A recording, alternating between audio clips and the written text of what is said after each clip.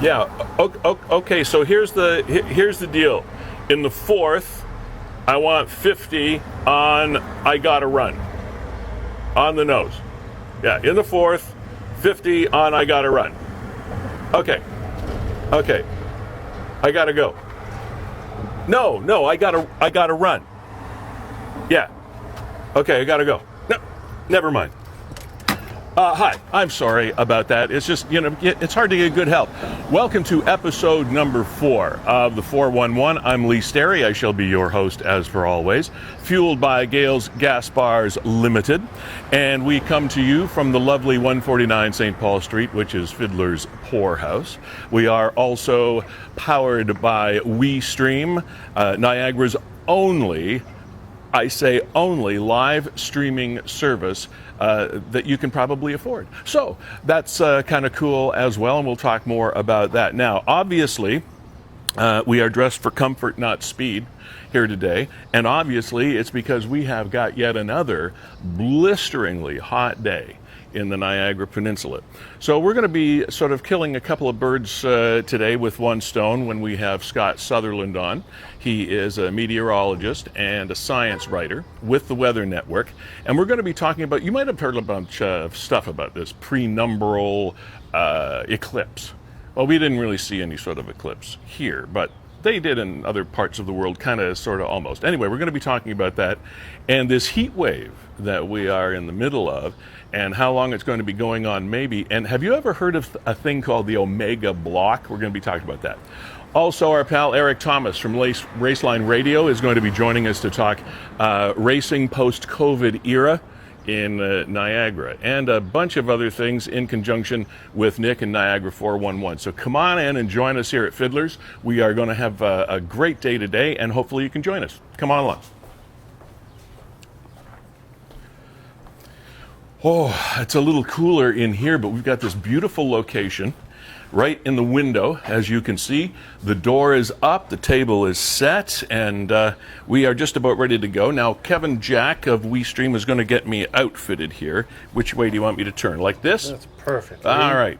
And we have a beautifully sunny day all over Niagara, and again, it's super, super hot. So take that into account when you're doing anything today. Make sure you take lots of water with you and sunblock and all that stuff, because it is definitely going to come in handy. We good to go? I think so. That's awesome. All right, let's get up in the saddle here. Okay. Welcome. This is another Monday. As the world starts to get back open again, Sundays become more active than they used to be, which means Mondays are back to being a little sluggish. Right, Kev? Had a great time yesterday, Lee. Hope you did too. Lots of sunshine, lots of family. Yeah. All in all, just a great weekend, and looks like it's going to be another blistering hot week ahead. We did have some fun yesterday as well. A bit of an experience there to talk about as well. I guess I don't need these things right now. That would be just rude to do that through the entire program. But let's jump into a few things that did take place over the weekend. I think right at the top of the list is something that has been an issue for the last 2 or 3 weeks now, since the weather got hotter and we've been in this phase 2 thing of the COVID reopening, is beach activity. And once again, Niagara 411 and other media all around the region have been chatting about, the focus has been on Sunset Beach, but I think all the beaches have a bit of an issue. But Sunset Beach in St. Catharines has been the focus. A couple of weeks they've had big crowds, and they had people parking in places they weren't supposed to park in. And then this past weekend, there was a notice on Niagara 411 that the police, uniform officers and traffic enforcement unit, the Marine unit as you see there, got to Sunset Beach and were ticketing people that were parked illegally or just blocking people in and just not doing the right thing. And the other thing that evolved out of this was that there is now a curfew for Sunset Beach, and I think it is 9 o'clock. That's in the PM. Now, I don't know a whole lot of people that go to the beach at 9 o'clock or later. I suppose if you're going to a beach at 9 o'clock or later, like back in the old days, we'd light a campfire or something like that. Well, you can't do that anymore. So I suppose anybody at 9 o'clock or later is probably not your typical beachgoer, and I would think there aren't that many people going to be there at that time anyways. I'm not really sure. I guess what I'm saying, bottom line, is that curfew doing any good? I'm not sure whether it is or whether it isn't. Now, compare that to, oh, by the way, the other thing about sunset is I do believe that it has been blocked off for swimming. We have this issue in Niagara. It seems we have the issue more on Lake Ontario than Lake Erie, but is the fact that the water quality varies with the weather, with the tides, with all kinds of things. And as I understand it, I just saw a quick flash this morning, as I understand it, Sunset Beach is now closed for swimming. It's not closed, period, but it is closed for swimming, as far as I know. So before you go down there for a swim, or take the kiddies to splash in the water or whatever, you might want to just check that out and confirm that that is still the case before you leave. A case in point, to show another way that another municipality handles it, you may have seen some shots of Wasaga Beach as well. They had a massive crowd for a couple of days, really kind of dangerous when you take the COVID stuff into account. Certainly no social distancing going on there, just a lot of socializing. And the next day the city council just closed it, period. Just closed the beach. If you're gonna act that way, we're gonna close your beach. End of story. And that's what they did. Definitive, strong action. Is that what we should do around Niagara? You tell me. That's the other thing I want to mention to you right now, and we'll let you know immediately how easy it is to get in touch with the program. If you are streaming this, which you're watching this right now, you are, on Livestream Niagara, then all you have to do is, if you want to watch the program, by all means, please do so. Simply watch along and you'll be able to see everything that we're doing. But if you would like to join us, we would also appreciate that with your opinion or anything you want to bring up around Niagara, your experiences, etc., on any of the things that we're talking about. Just click on the link at the bottom of the post. That'll take you into our little Zoom waiting room, and then we'll transfer you from there to on air. The other big story is what Kevin just flashed on the screen there, and you can see our weather thingy right up here above that index finger, is the fact that we have quite a long period of hot weather. We're not exactly sure how long this heat warning is going to last, but it is still in effect for today.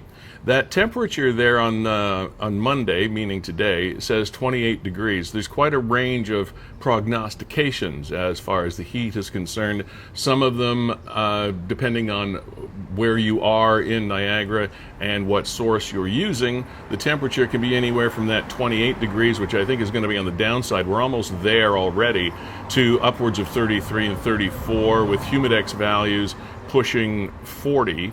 And we're going to be getting progressively hotter by a degree or two each day this week. Now, here, of course, we have the humidity factor that we were just talking about, humidex readings, etc., up in the high 30s.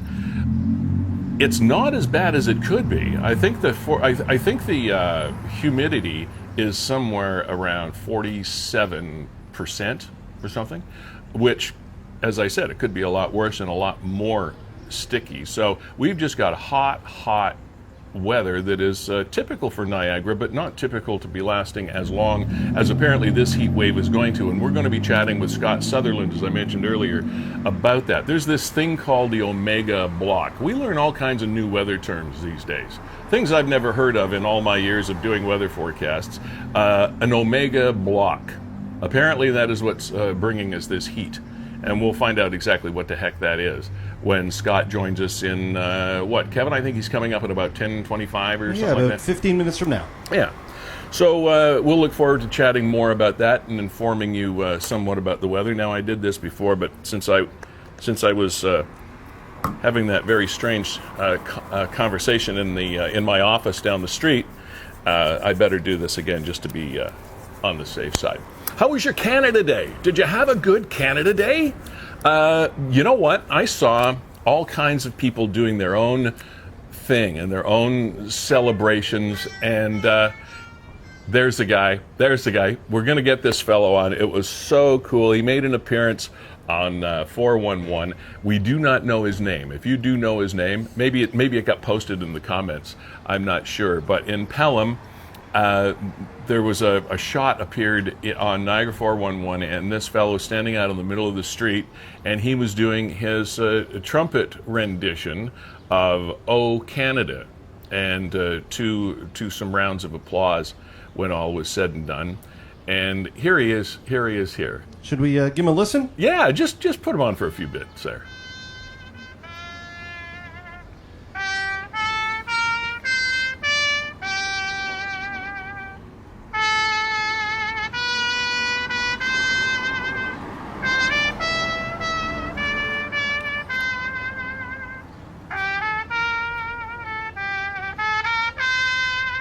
Looks like the neighbors are gathered in the driveway.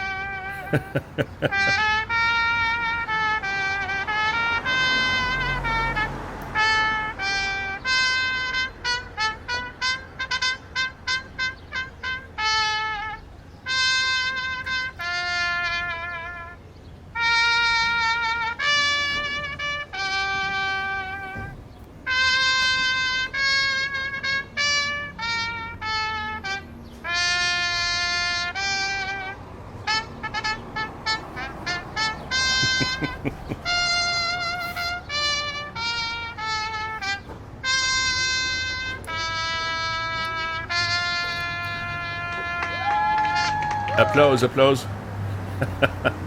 That's great. Thank you, sir. And I would tell you his name, except we don't know his name.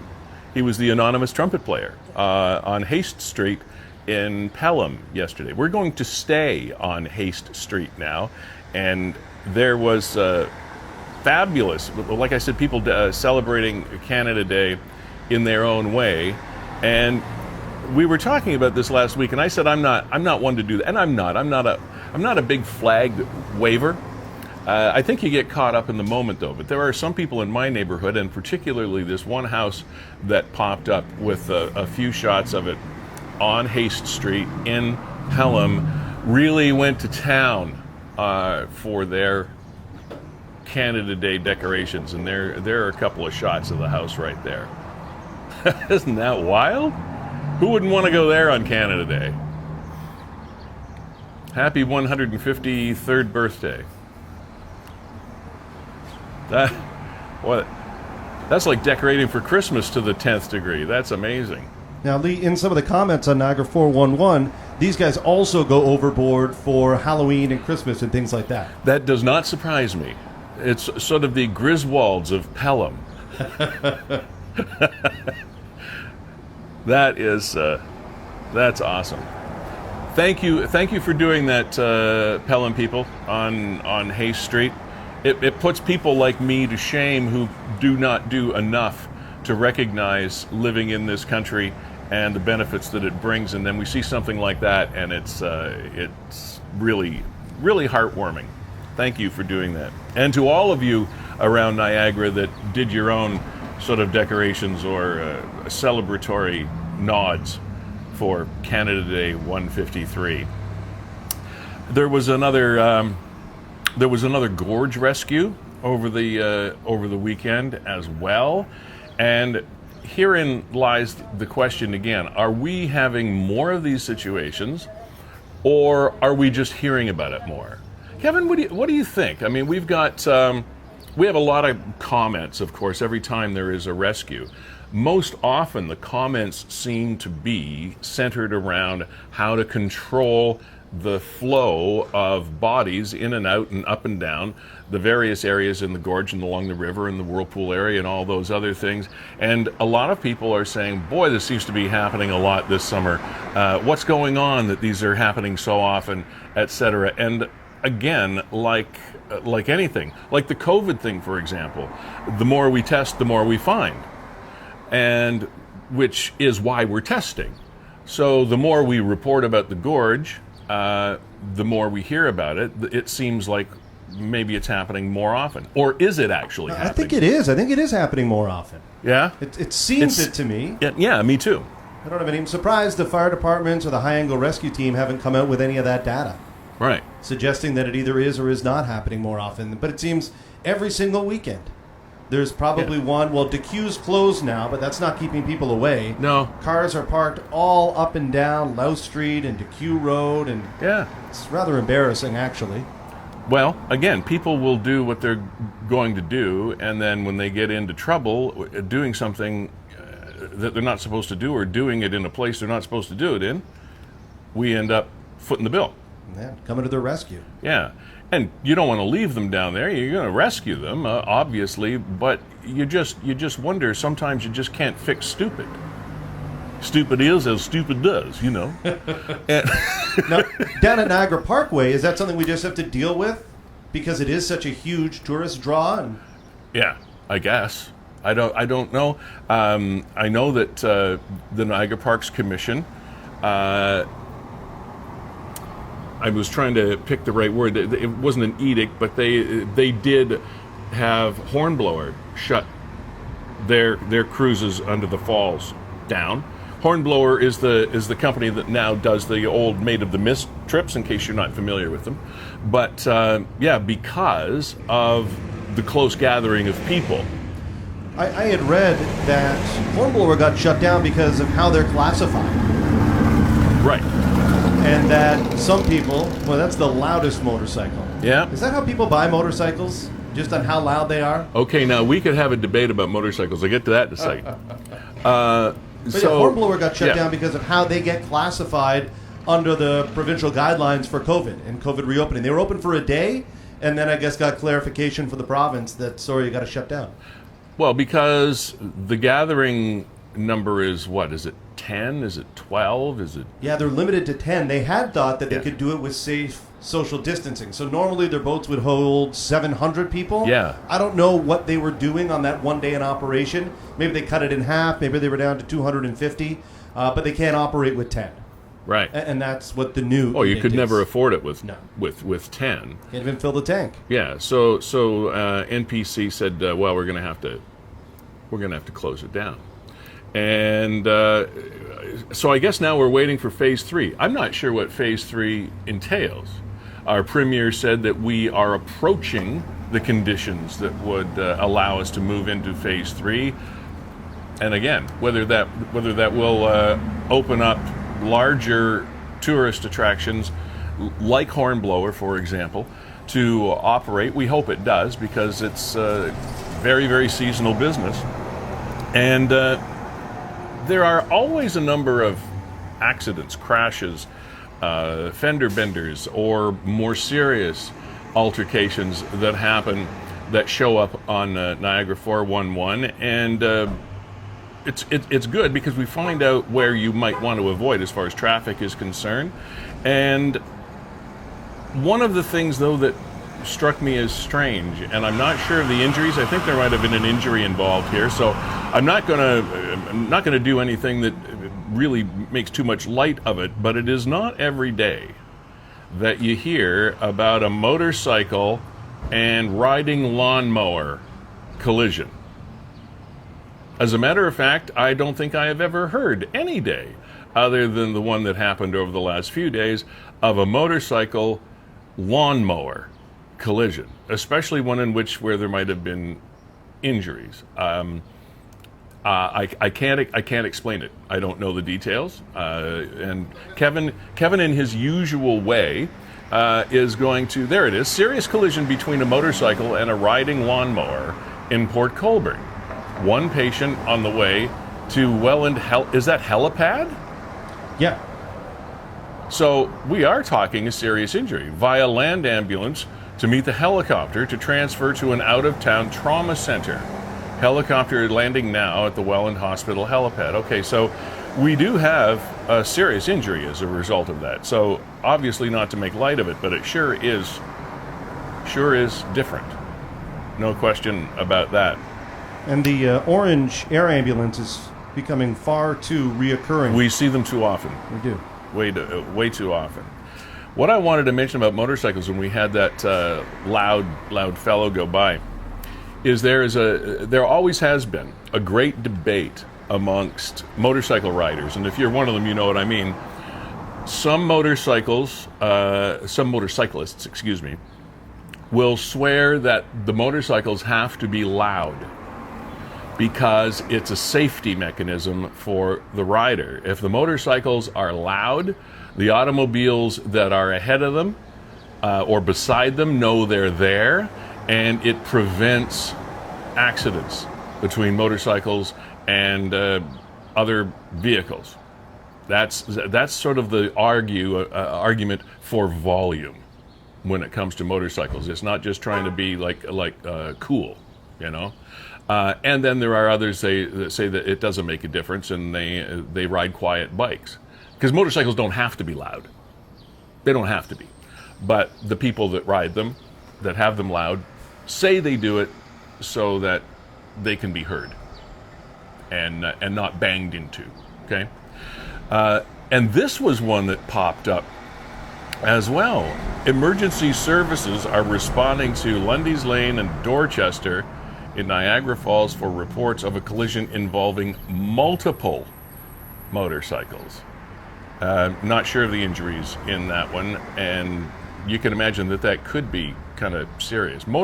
Scott Montgomery writes in the comments, there were multiple motorcycles zipping in and out of lanes on the QEW doing about 150 kilometers an hour around 6:30 p.m., cutting people off. They blew 2 lanes over to take the 420 at the last minute. Could be them. Yeah, riding like that, it could definitely be them. And invariably, the stunt type operating of a vehicle runs into issues at some point. My wife and I were on the highway. I can't even remember where we were going right now over the last few days, and I could see it in my rear view mirror. I could tell these guys were trying to see who could get wherever they were going first, and they were going fast, and they were coming up hard, and they were doing one of these in between the cars, and so I just stay there, because if you move, then you have an issue. Because all it takes is for one car to move this far, and one of these bikes could be causing a whole lot of trouble. And so to all the safe riders, to all the responsible riders and drivers out there, we tip our proverbial hat. To everybody else, you know, remember, you can't fix stupid unless you bang into something. So stop it. Okay. We have acquired, I believe, Scott Sutherland, who is waiting in the wings. Hey, Scott, how are you? Doing good, Lee. How are you doing? I am well, thank you very much. Scott Sutherland, ladies and gentlemen, is, as I mentioned earlier, a meteorologist and a science writer with the Weather Network. And I thought we'd kick things off right now, Scott, with the heat. I mean, that's the number one story out there everywhere is our weather, and this might be one of the longest heat waves Niagara has had for a while. And I was teasing people a little bit earlier about this. What you told me was the Omega block. What the heck is that? Yeah. What is that? An Omega block it's a specific weather pattern that occurs when we see these long heat waves. Okay. There's one specific chart that meteorologists look at that shows what the wind patterns are really high up above the ground, where the jet stream is. And I'm pretty sure everybody's heard of the jet stream. That we know of, the Polar Vortex right. as well. I mean, we usually hear about that in the winter, but it's still a thing in the summer. It's just the ribbon of the jet stream waving around the North Pole, right? Okay. But there are some times when that pattern can get locked into this. Well, actually, I have a map here. Scott has a map. What weatherman does not have a map? There's a map. Okay. What are we looking at? This is the Omega block. So this is the jet stream coming along here. Mm-hmm. Let's see if I can get it. There we go. So this is the jet stream here. It comes along, goes up, comes down again in this pattern. Okay. But you can see how it looks like the Greek letter omega. Ah, yes.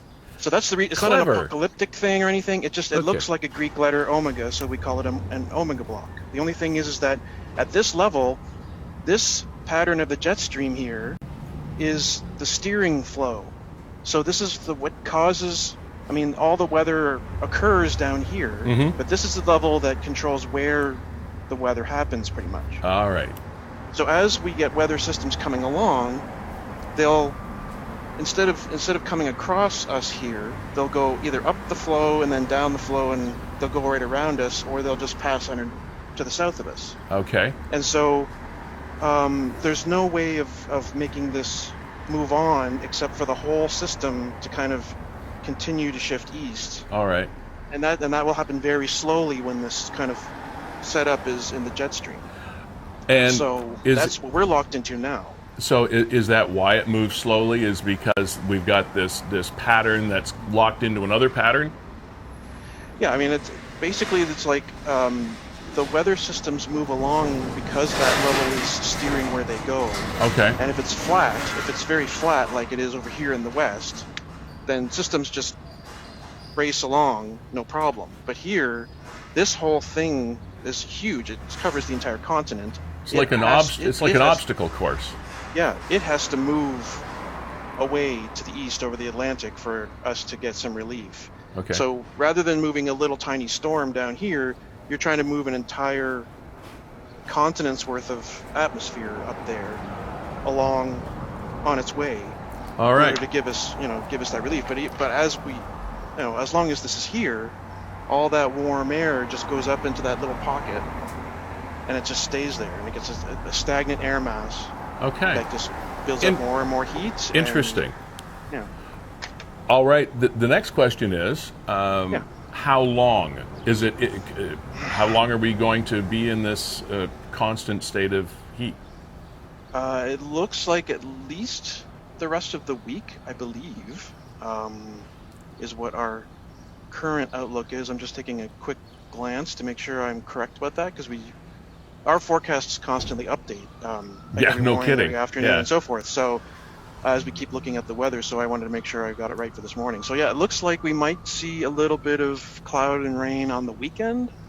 But from what I heard, not just a bit, nothing what you'd call irrigation.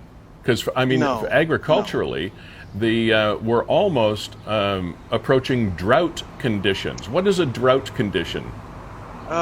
Basically, it's just that the amount of water in the ground has been diminishing over time because it hasn't been replenished by rainfall.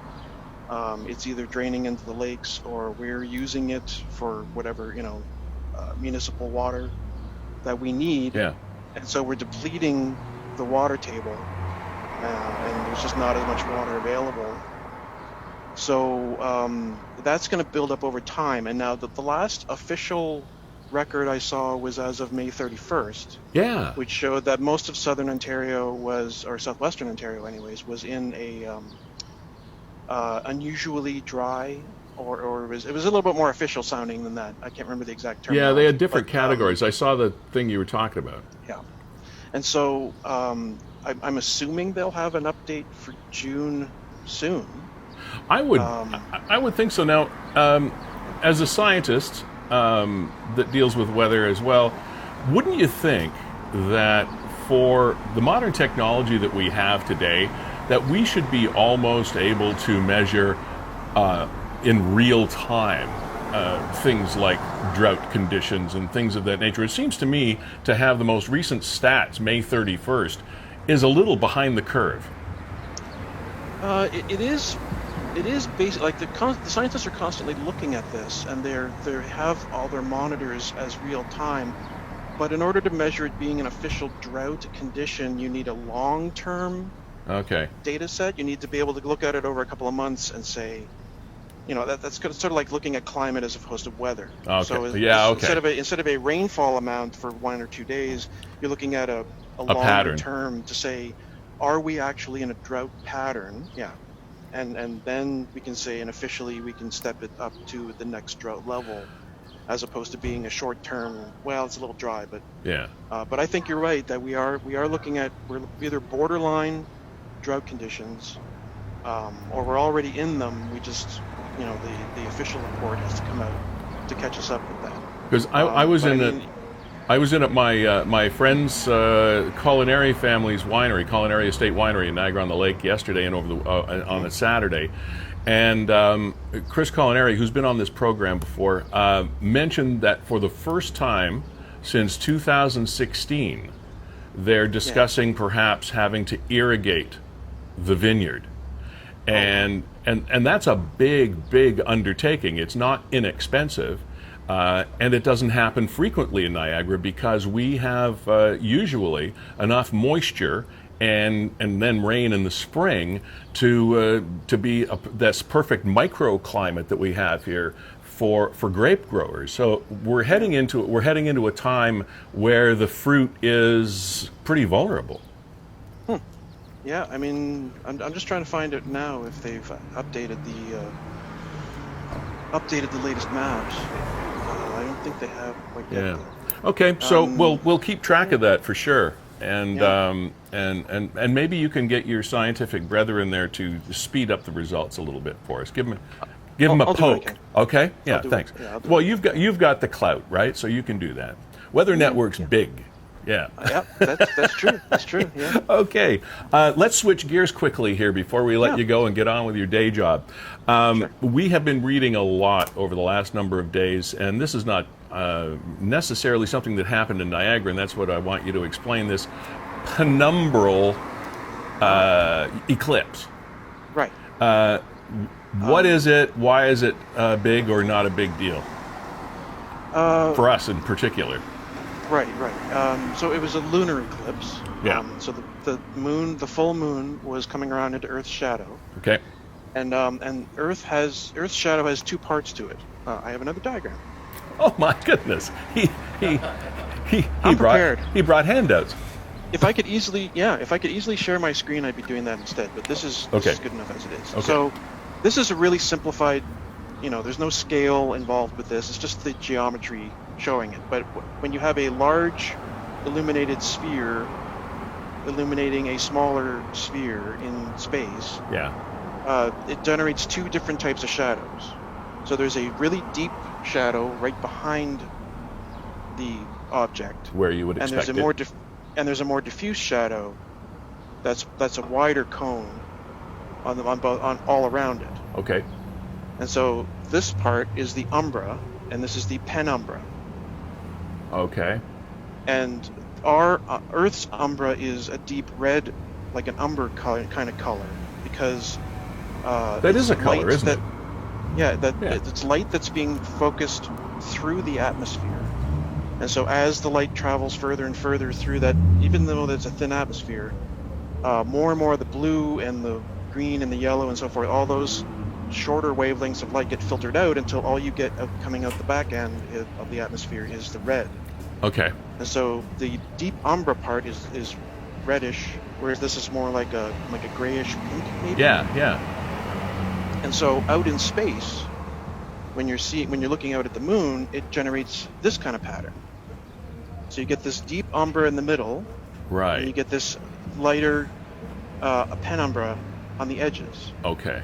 And so when you had a moon, when you had an eclipse, kind of like the super blood wolf moon from early last year, okay, it would pass right through here, and it would turn all red. Now, this is what happened on Sunday morning, is that the moon just clipped the bottom edge of the penumbra. Okay. And so even the shading that I put on here is a little bit too much. Okay. Like I overemphasized it for effect, but basically it happened. Anybody from Eastern Canada all the way to like Alberta could see it, but you probably wouldn't notice it if you were just looking up at the moon. You would need to take photographs and then compare them between the two, because it's such a subtle shading of gray on that top corner of the moon that you really wouldn't be able, like I took pictures of it and I was looking at it and I was like, no, there's no way, I can't even tell. Yeah. So it was a thing that was a non-thing.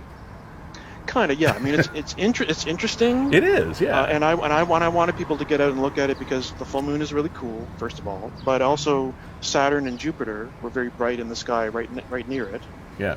And so I was just looking for people like go out and you got clear skies, go out and check it out because it's just cool to look at. And if you don't quite notice the eclipse, it's going to diminish the experience by a tiny bit. But you posted a couple of pictures. Were we able to snag onto those, Kevin? No. Okay, but of the almost full moon, was it truly a full moon that we had, or almost? Was it the full moon and Jupiter? Was that it? That you posted? I had this. Let's see. Yeah, I can kind of see it. Yeah, great big ball and a little ball. So those the two little dots above the moon. Yeah. Those are Jupiter on this side and Saturn on this side. Are they still visible like that now, Sky? Well, not now, but I mean at night. Yeah. They won't be in that specific pattern. The moon will be slightly further to the left of the two planets. But yeah, it's still visible tonight. You can go out and check it out. And this is what it was, if I can show this as well. So let me see if I can get rid of this. Okay. Oh, we have little dandelion seeds coming in here to pay us a visit. Okay, Scott, it's a little bit glary, so we're going to kick you out of the Zoom room. But there you go. But we still are going to have some clear skies, and we'll be able to look up and see those tonight. And that's the thing is this hot weather will at least give us clear skies. For the most part. And follow Scott. You can either catch him through the Weather Network or just Google Scott Sutherland, and you will find him. Some of the articles are fascinating. And as usual, Scott, I appreciate the visuals. That was awesome. Thank you. Yeah. I like to come prepared. Okay, well, you certainly did, and we thank you for that. Thanks for being on the 411. We'll talk to you soon, I hope. Yeah, definitely. Thanks. Cheers. Cheers.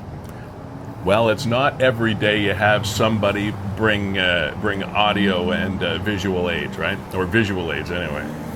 So there you go. That explained the penumbral eclipse. That was kind of a non-thing around here, but we certainly have our bright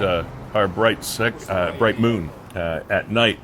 And when I was talking to Scott a little bit earlier about my conversation with Christopher Culinary, it really did get my attention, which is why I wanted to reach out to Scott to talk about the heat.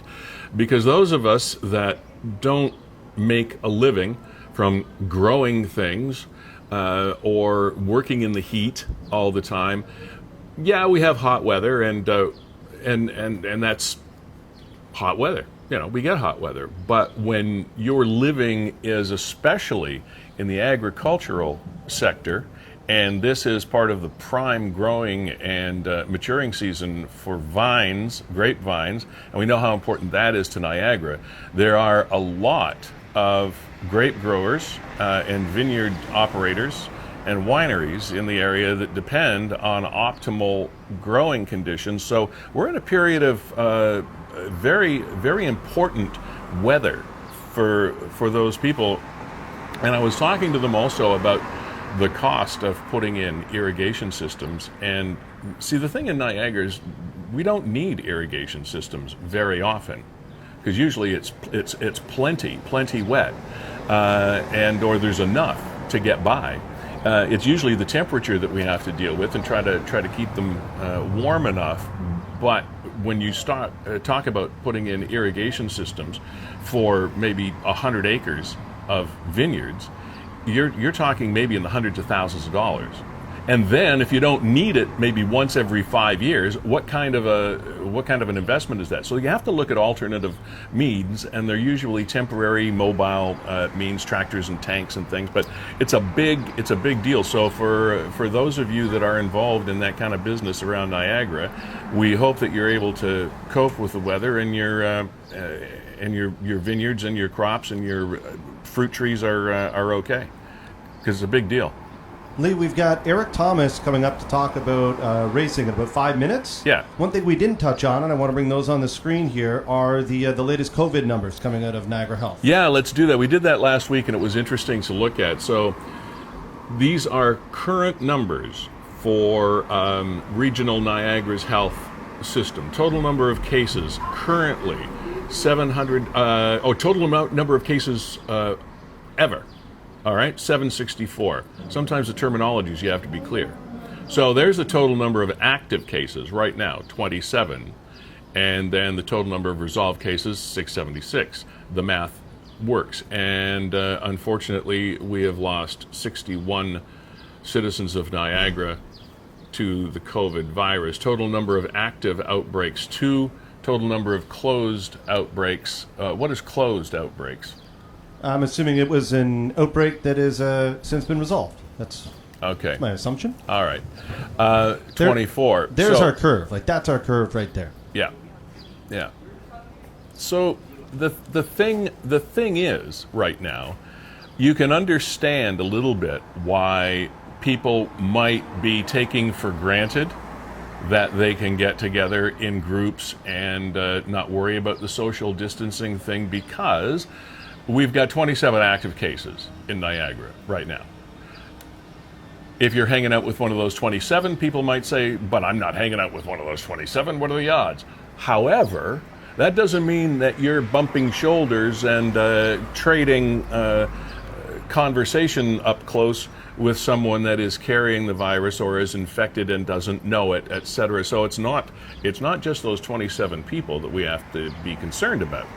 It's all of the people that are coming in from other communities, that are coming down from the Toronto area as tourists, and all of those things. So it's sometimes the numbers can lull you into a false sense of security, and that's the issue that the officials are dealing with when it comes to opening up our society more and more as time goes by. Total confirmed cases per 10,000 population by municipality.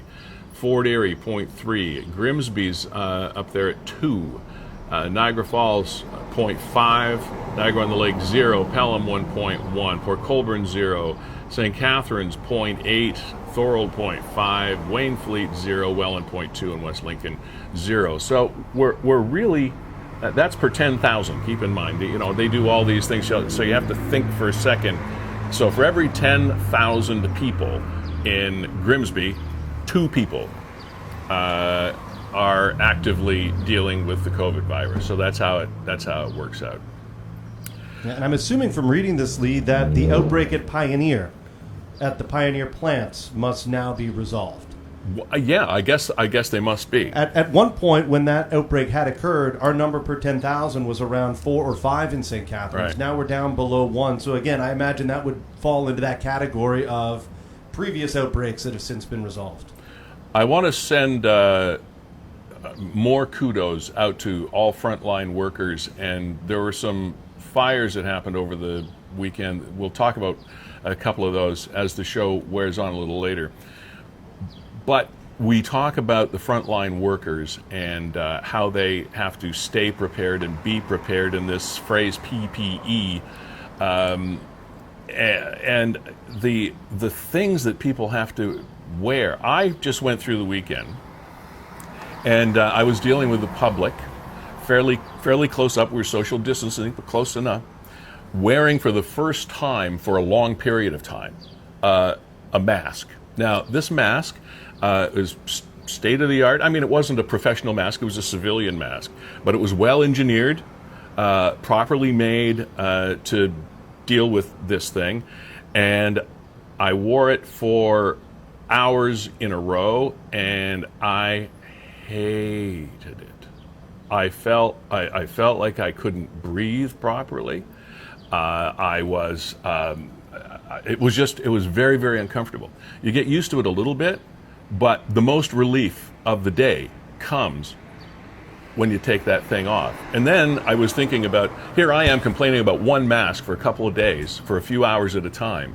And then we've got our nurses and doctors and the firemen in this heat, fighting fires with all the stuff they have to have on underneath, then with the added protection that they have to wear when they go out. My heavens, I don't know how you do it. I know you have to do it, and you're in great physical shape and you're trained well. But man, there's the one that happened over Cindy Street in the north end of St. Catharines. And this was what, yesterday or Saturday? And look at the stuff that these guys and ladies are wearing. It's just absolutely phenomenal how they can even function, let alone function at the high level that they do. And to the nurses in the hospital that have to wear these masks and the doctors all day long, and we've seen pictures of these people over the course of having to treat the virus with the marks and abrasions that are left on their face at the end of the day. And I, to be perfectly honest, I did not get that affected by it until I experienced just a teensy-weensy little bit of it myself. And then now I have a whole new appreciation for the level at which these people have to function. Erik Tomas was going to join us last week. Erik Tomas is Canadian Motorsport Hall of Fame member. He has been the front man, the founder, the talent, the arranger, the everything, chief cook and bottle washer for Raceline Radio for over 25 years. And probably, Erik, I might be not putting too fine a point on it to say that Raceline Radio may be the longest running and most successful radio syndicated program that I've run across. Is the audio working? Hello, hello. Hi, yeah, oh, you're there. We're here, yay! I finally. Thank you for that. Yeah, this is actually season 28. 28 now?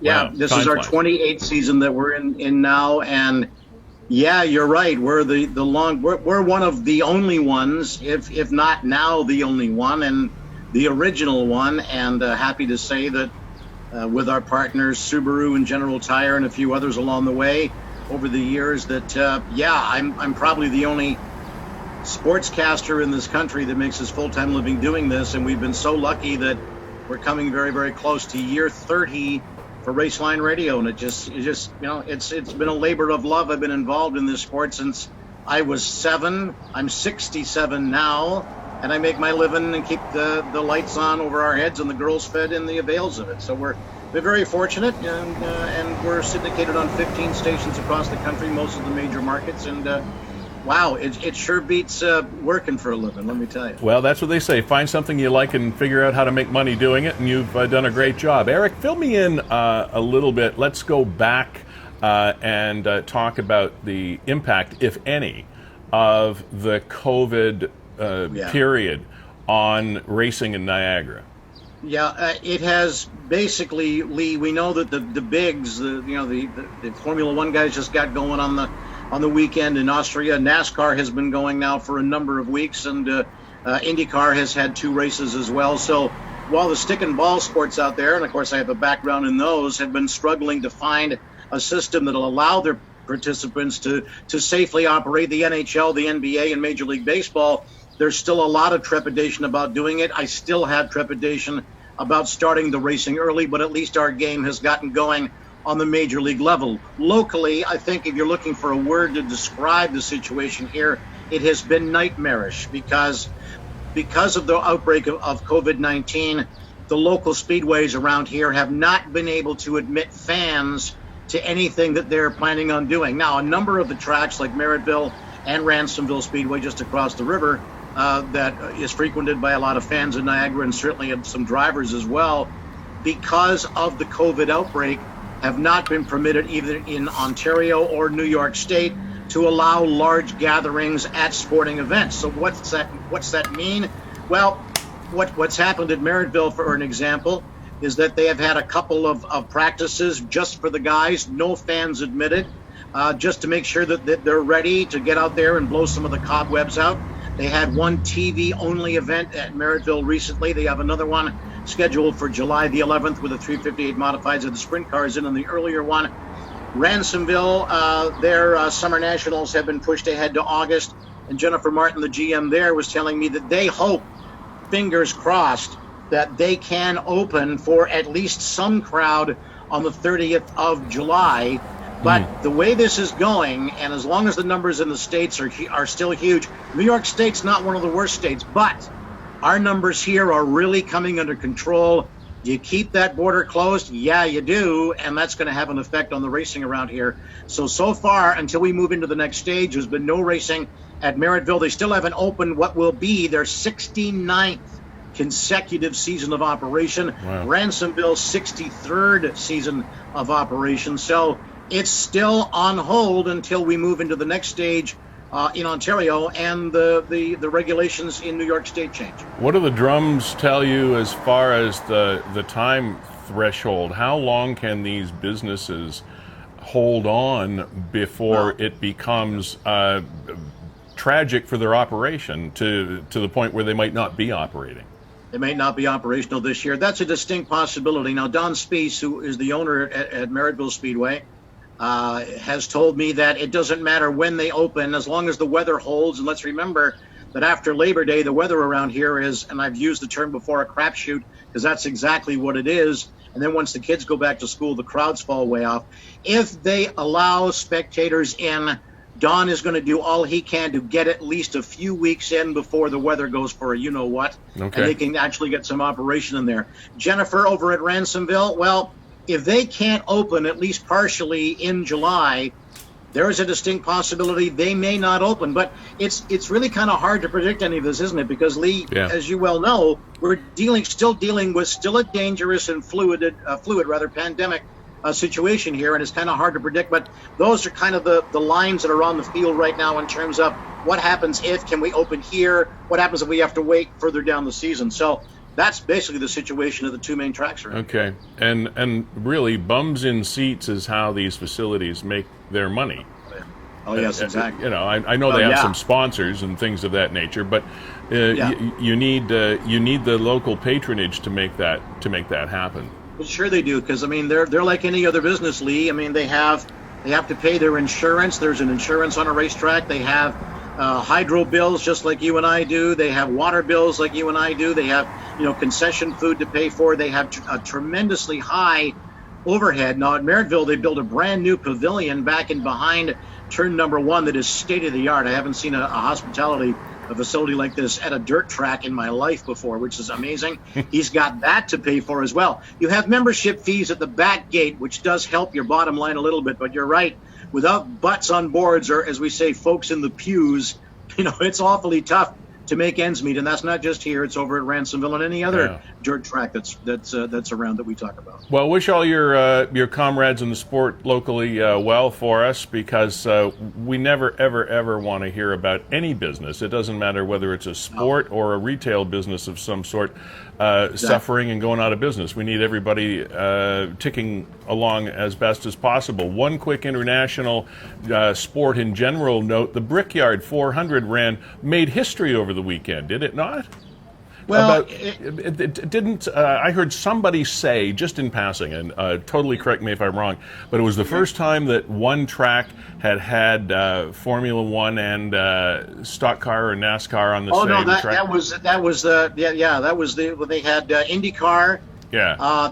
This is on the weekend they had IndyCar, NASCAR on the road course at Indianapolis, because there is a road course at Indianapolis. Then NASCAR Cup, the main series, was on the oval yesterday. It's the first time that they have had those major series run on the same track on the same day, and that was the IndyCar NASCAR Xfinity Day, and then of course Cup added to that. That was historic in terms of all that crossover activity, and every once in a while the NASCAR and the IndyCar guys will share a bill, but it's rare that you have Cup involved there at the same facility on the same weekend. So yeah, you're right, it was historic in that respect. Thank you for explaining that, because I didn't quite get it, but I do now. Erik Tomas, Raceline Radio, 28th year, a fascinating success, and we're happy to have you as a proud and long-term Niagaran. I appreciate you coming on today.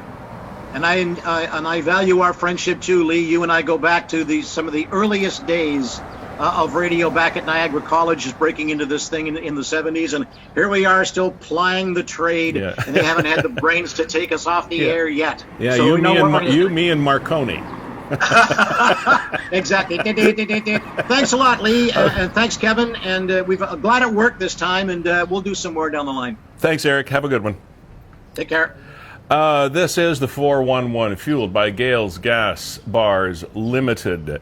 And please check them out. They're just huge Niagara supporters, and it's such a wonderful fit for this program because it's, as we say, it's in Niagara, by Niagara, for Niagara, and Gale's philosophy matches that particularly well, fueling Niagara for the last 50 and the next 50 for that matter. Check out their rewards program. It's pretty cool, and it's at www.gales.ca. There's a graphic explaining it right there, and we certainly do appreciate their support here. So thanks, Jessica Friesen and all the gang at Gales, which looked resplendent, by the way. Saw some of the postings that you made of your staff for Canada Day. Well done. That was pretty cool.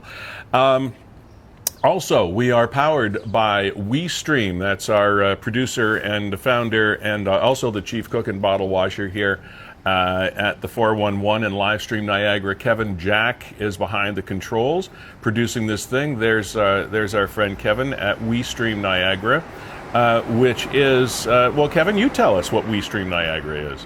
We are a live streaming production company, so we're putting together everything that makes this show possible. Lee, of course, the talent, he's the guy that you see, and everything else behind him is all WeeStream powered. And these days, if you're involved in an organization and you have to put on a virtual event, give us a call. We're affordable, and we really take away the stress. There are a lot of small organizations that don't necessarily have an IT department to fall back on, so let us provide that support for you. We have all the equipment. We are fully mobile. We can come to your studio. You can come to our studio, and we can make you look great. Indeed they can, and oftentimes potential customers say, well, how could you quote us a price like this when so-and-so quoted us 4 or 5 times as much?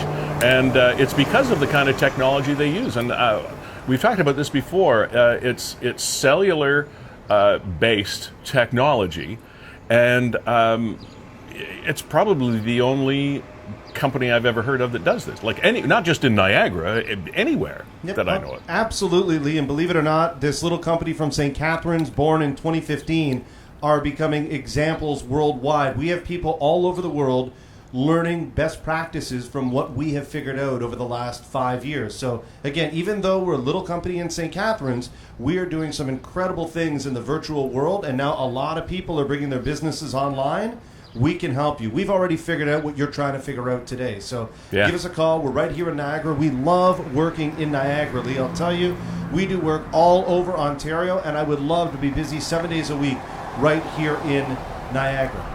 I want to mention one stat, and then we'll stop the Mutual Admiration Society thing. But to give you an example of how this can work for you is a few weeks ago, there was a ribbon cutting and sort of a media event with Mayor Diodati of Niagara Falls at the Pride Crosswalk.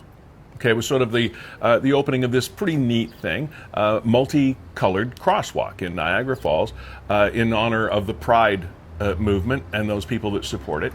And I think the mayor made an announcement and a speech to, a couple dozen people, I think, that actually showed up for the event. However, WeeStream did the live stream version of that event, and the number that you had viewing it, Kevin, was what, 17,000? That's 70,000. I'm sorry, I meant 70. Yes, 70,000 people watched this event online, and a couple dozen showed up in person. So this is the new world order of attending events, especially, I don't want to take advantage and do the whole bang the COVID drum too hard, but this is definitely the way of the future, where people are going to be communicating and participating and joining each other in events and happenings and gatherings virtually more and more and more. as it becomes the de rigueur thing to do. There's the mayor doing that event. Put some of the audio up here. And you can see it's not like there certainly aren't 70,000 people at that event. The way Mr. Trump counts it might be, but the way most people count, there are not 70,000 people at that event, but there were watching the event.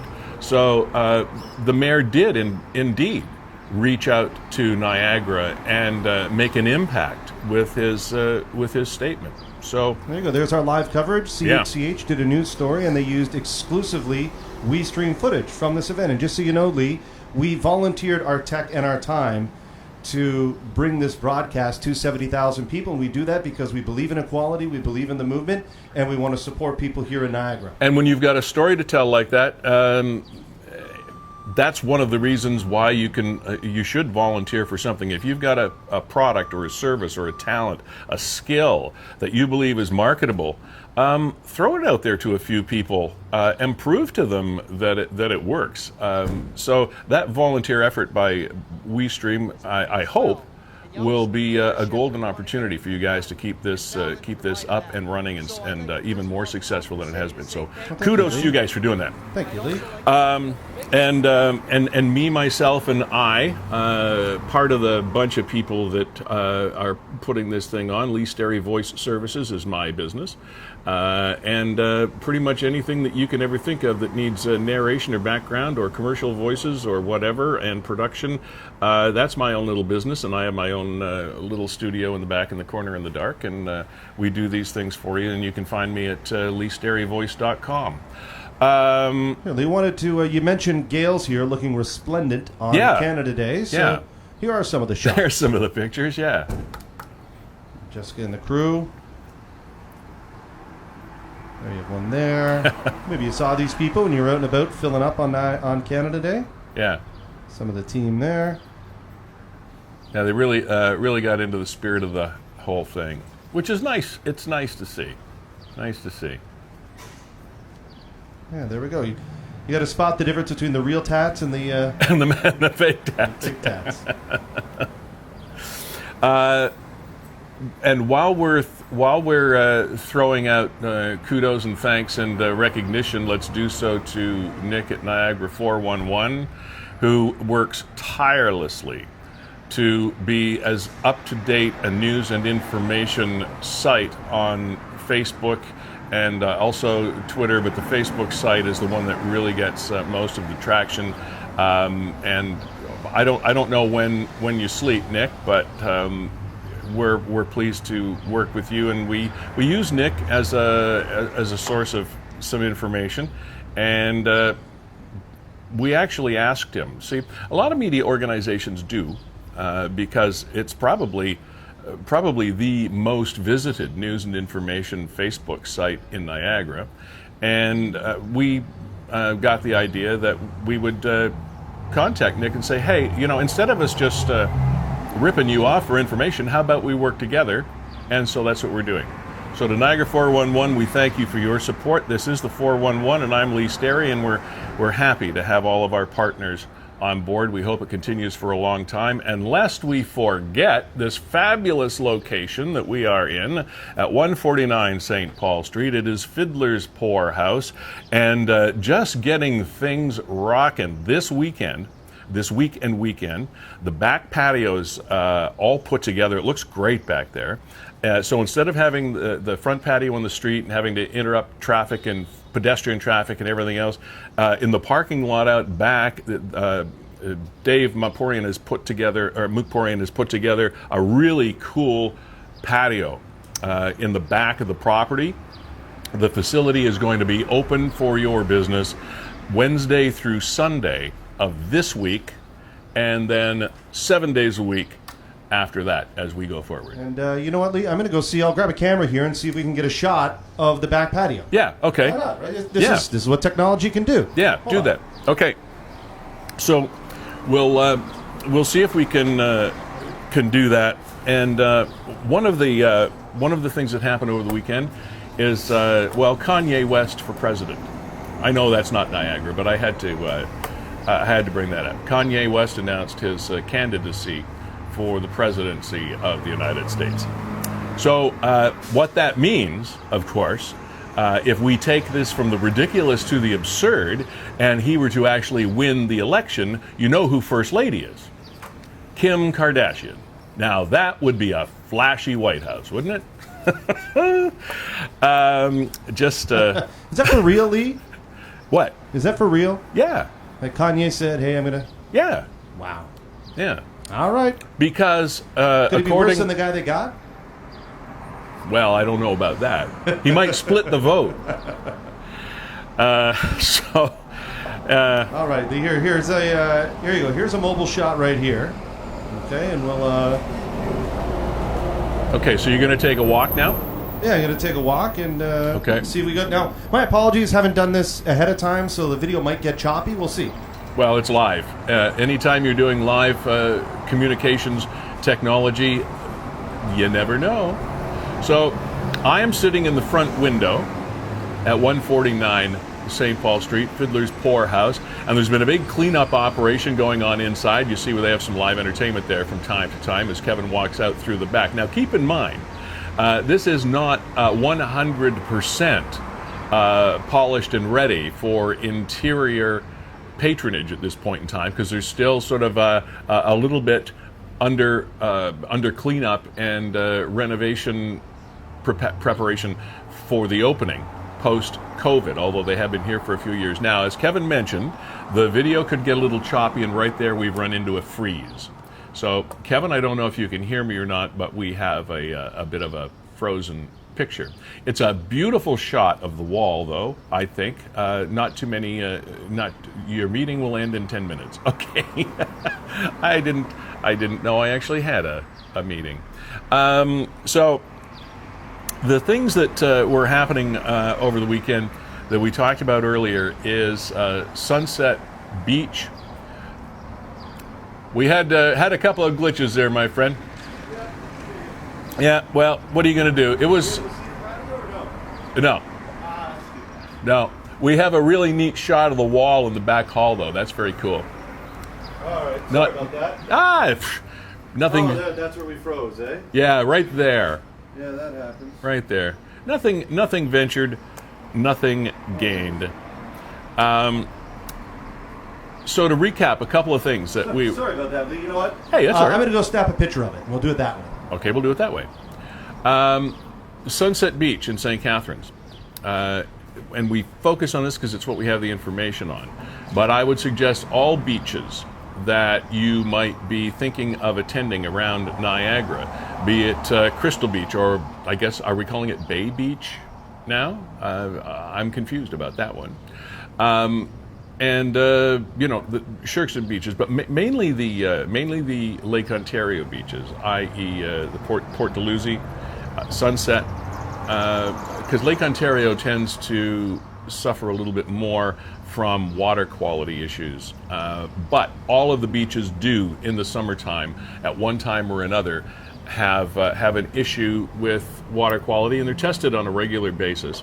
And there are all kinds of places online as well through the Niagara region that you can check out the whole list of beaches. But we did hear, now that I get back to my initial point, we did hear that Sunset Beach is not open for swimming today.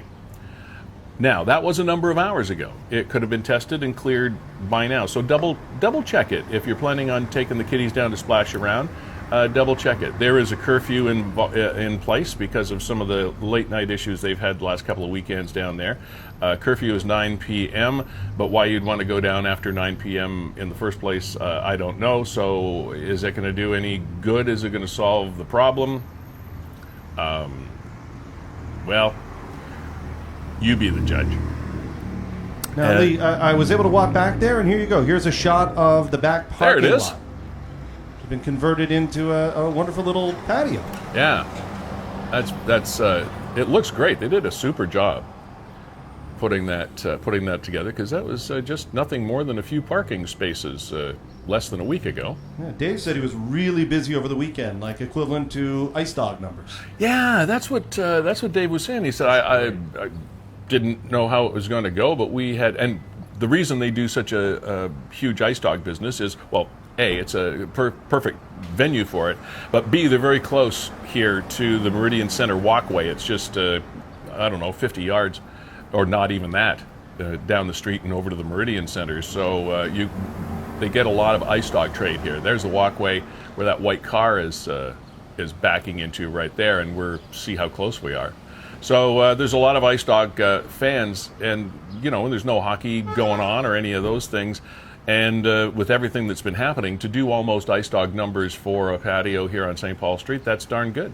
So congratulations, Fiddler's Poorhouse, our hosts for the 411, fueled by Gale's gas.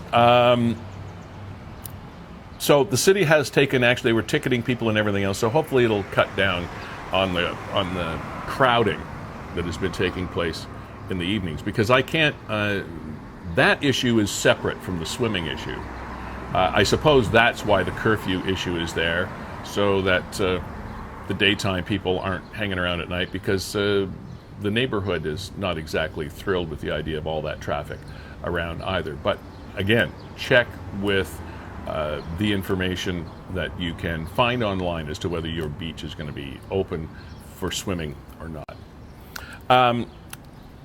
Another thing that popped up on 411, it was kind of a neat ad, because at first I thought we were hunting for criminals when I saw the ad. They had 3 people holding signs, and the title of the posting was "Lock Your Car." And apparently we have an increased number of, there they are, of automotive burglaries happening in Niagara. It is on the rise. What is the one on the left say? I only need 15 seconds to burglarize your vehicle. Yeah. 2 out of every 3 cars I burglarized were left unlocked. These are real stats that they're creatively bringing you. If I see it, I take it. So, again, parcels left on seats that are visible. The other thing that attracts people, like this kid that says, if I see it, I take it. Almost everybody has some sort of change receptacle in their car, like whether it's in a console or something. You see a loony or a toonie sitting you could, even if your car isn't locked, you could end up having it broken into, because it's something nice and shiny, and people like things that are nice and shiny. So tuck that stuff away, lock your car, because there's nothing that really is more violating than having somebody steal something from you. And I never realized that myself until I had my car broken into. This is years ago. Had my car broken into a couple of times. Now, when I was a youngster and driving cars, these were in the days of, you might not even know what I'm talking about, of 8-track tapes. And everybody, we all had these 8-track tape players in our cars. And the cars didn't come with them, so you had to mount them underneath your dashboard. And they were just easy to rip off. You just grab them, and off you go. So I had a couple of those stolen from me, but then one time I was vacationing with my family, and we were in another city, and cars broken into, and all the stuff was taken out of our glove compartment. So you're talking ownership, insurance, anything that has your address on it or something, and like now I'm freaked out a little bit, because all of my private information, including where I live, is gone, and it's in the hands of some cretin somewhere, and it was a very, very violating feeling. So lock your car. I didn't know that there were any people around that didn't lock their car. Maybe it's in your own driveway, but that's almost the worst place to leave it unlocked, because people can walk through your neighborhood at night, try your door. If it's unlocked, in they go, and they're out in seconds. So that's a big message from the NRPS that was up through Niagara 411. Lock your car. And the Gorge Rescue. Did we find out any more about that? I think it was some sort. We just touched on it earlier, Kevin, and our comments seem to indicate that our victim was fine, had hurt his foot or something of that nature, but One earlier in the week, like midweek. Yeah. I remember that. Yeah, there was somebody in distress at the bottom. I'll say they had a significant injury, but not a serious injury. Right. And of course, that started the debate again. Do we close sections of our beautiful geography off to hikers, etc.? Do we prevent people altogether from going down into these places like Q Falls? The Morningstar Mill is now closed. Or do we try to enforce a law, police it a little bit better, but now you're talking more and more human resources to put behind policing these things? Do we fine people for going to places they're not supposed to be? Do you charge them the rescue fee? I mean, there's so many questions. And then the other side of the coin is you pretty much have to do what you can to warn people how to do things and where they cannot do things. But don't block it off. Don't close things, because then you're removing yet one more thing that is of benefit to the entire community and that people can enjoy. So if we closed something every time that somebody made a misstep or went where they weren't supposed to go, then it ruins it for everybody. And that there was quite a lot of that sentiment that was out on the internet over the weekend. Hey, you're closing something down, so you're punishing me for something that either was an accident that somebody participated in, or just did something stupid, and that's not, and that's not good.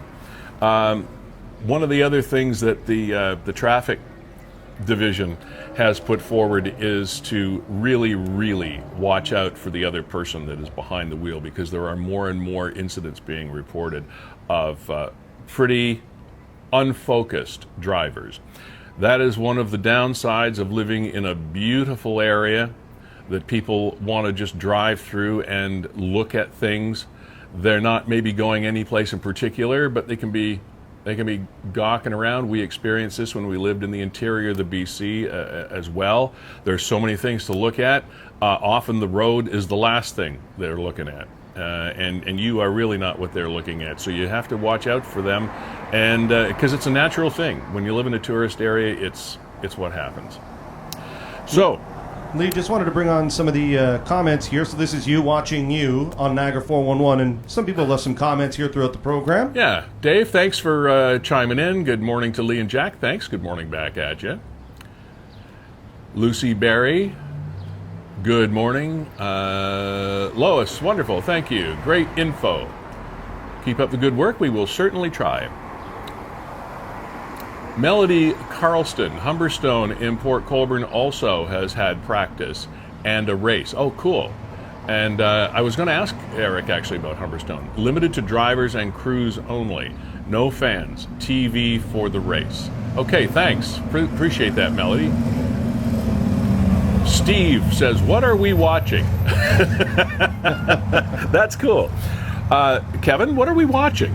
We're watching the 411. This is new media. This is a live stream, interactive news talk show. And the interactive part, yeah, we have guests on, Lee. We haven't talked much about it. But there's that number right down there, and you can also click it. It's in the description of the post. If at any point you ever wanted to come on the show because you like the subject matter, maybe you have insight into one of the stories, just click that link.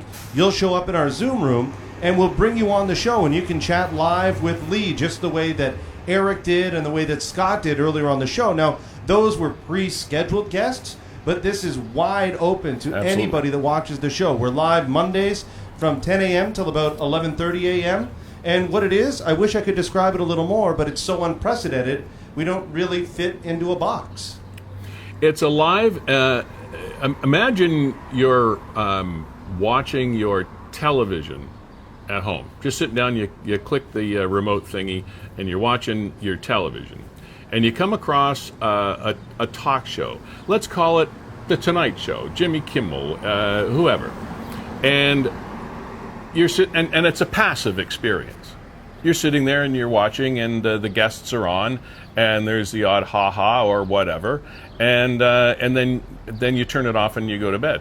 Well, this is that, except you can be actually a part of the show. It would be like you sitting and clicking on a link on the bottom of your TV set, and all of a sudden you're talking to Jimmy Fallon or Kimball or one of these guys.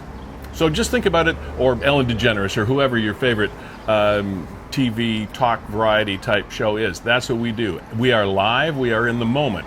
If you are, for example, stopped on the side of the road somewhere and you're taking a video of something that is of interest to you, or of interest possibly to more than just you, you can let us know about it. You can come right in through the comfort of your cell phone, click on the link, and bingity bang boom, you can be here with us on the 411 if there's anything you think we should hear, or if there's anything you think we've gotten wrong, or you don't like where it's going, by all means, get in touch with us. That's what the show is about. And we knew that it would take a while for you to feel comfortable to do that, and before we get traction on it. But we just want to stress the point that everybody is welcome here. This is your show. This is Niagara's show.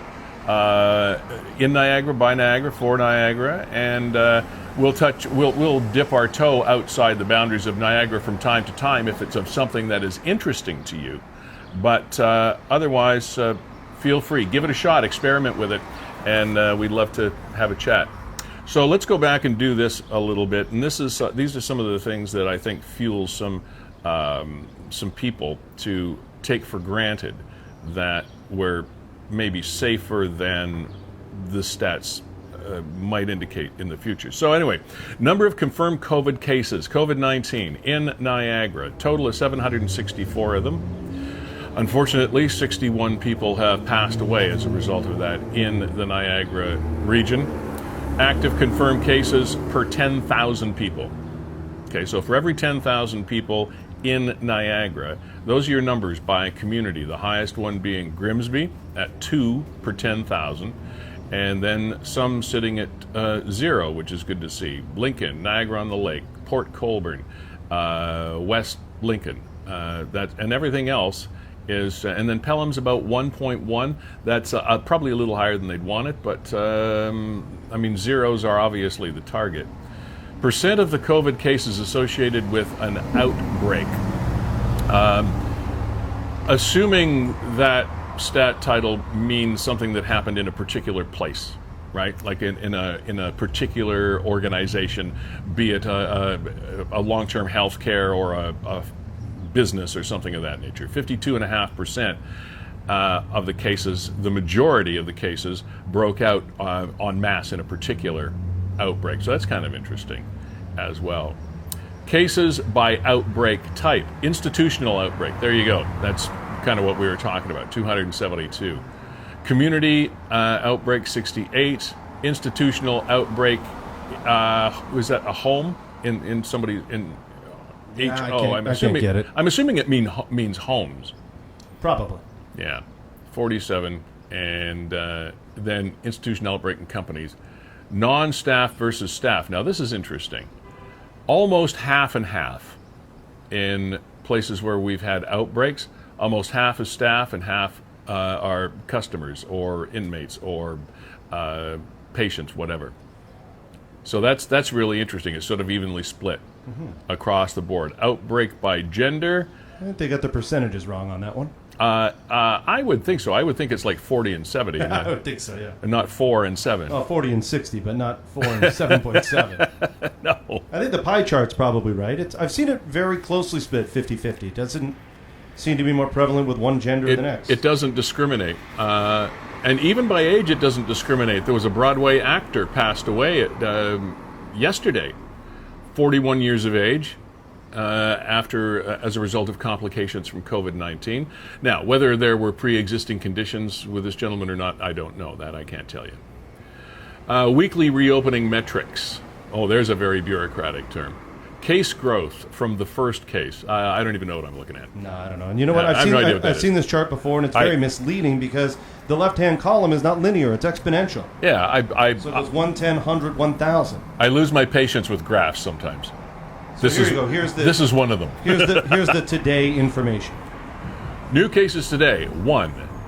I hope it's not me. Growth rate today, 0.1%. New cases yesterday, 1. Growth rate yesterday, 0.1. So it's pretty steady. Now, days to double at the current rate. Wow, short of a year, but not, 100 days short of a year, 7 months, something like that. Yeah, but that's given the current practice, right? Like wearing masks, social distance, things like this. We're not talking about going back to regular life. That's true. That's true, and that's a good point to mention, because that number will become more and more important as the shackles come off and we do open up. Average number of new cases per day, not including outbreak. And I suppose they have to split them down like this. They're getting so that they're keeping almost as many stats as Major League Baseball. That one in red, though, jumps out at me. I haven't seen that one before. Yeah, percent of new cases that have no known exposure. In other words, they can't track it. They don't know where they got it. That's a big number, 38.5%. Cases hospitalized per day in the past 7, that's good, none. Number of active outbreaks, 3.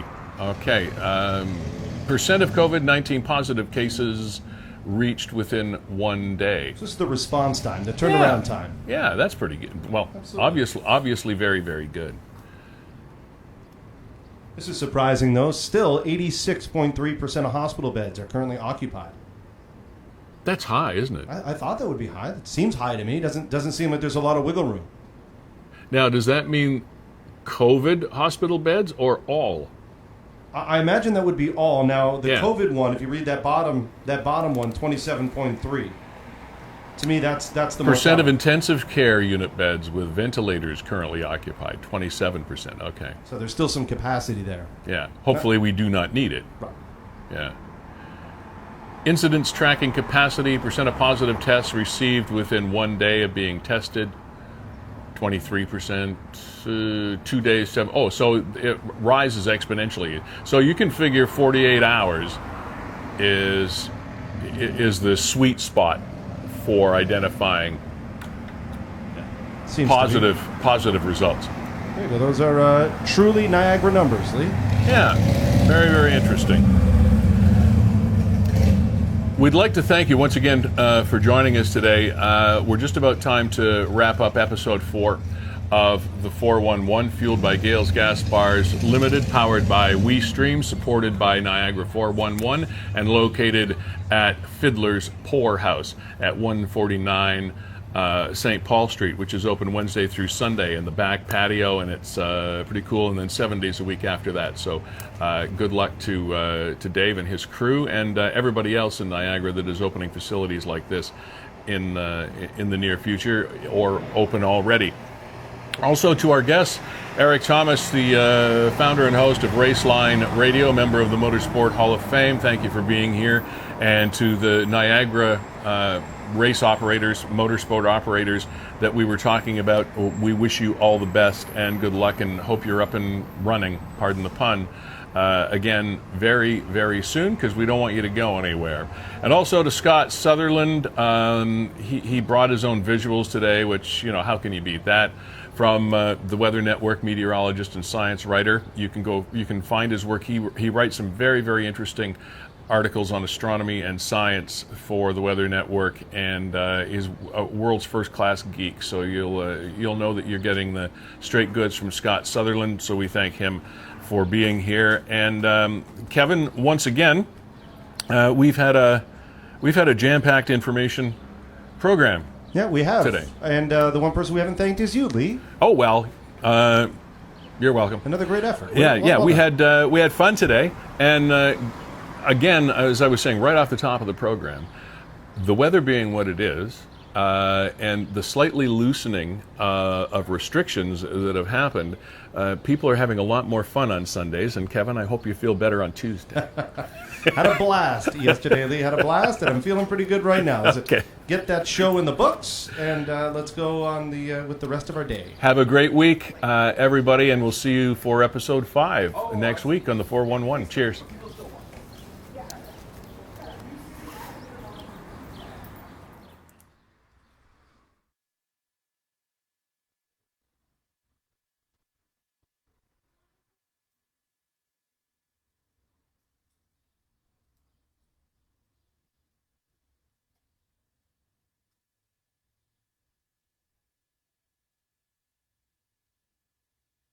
Good. We're muted, just so you know.